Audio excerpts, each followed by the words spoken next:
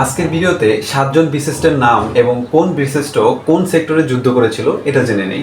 তো ধরেন এই 7জন বীরশ্রেষ্ঠকে আমি সহজ একটা টেকনিক ব্যবহার করবো, সেটা হচ্ছে 7,000 মোম আনো।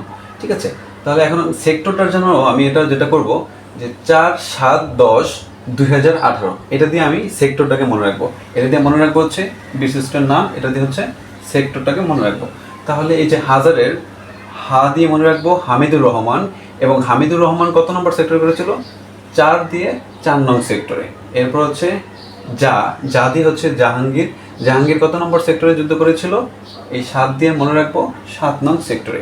এরপর হচ্ছে র দিয়ে হচ্ছে রুহুল আমিন, রুহুল আমিন কত নম্বর সেক্টরে যুদ্ধ করেছিল? 10। তাহলে রুহুল আমিন 10 নং সেক্টরে যুদ্ধ করেছিল। এরপর হচ্ছে মোমের মৌকার দিয়ে মনে রাখবো মোস্তফা কামাল, মোস্তফা কামাল কত নম্বর?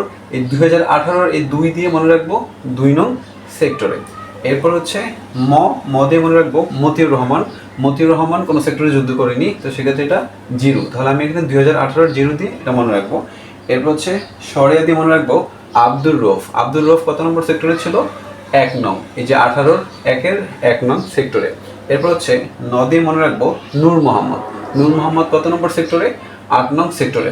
এটা নিজে খাতায় লিখে কয়েকবার প্র্যাকটিস করলে একদম সারা জীবনের জন্য মনে রাখতে পারবেন।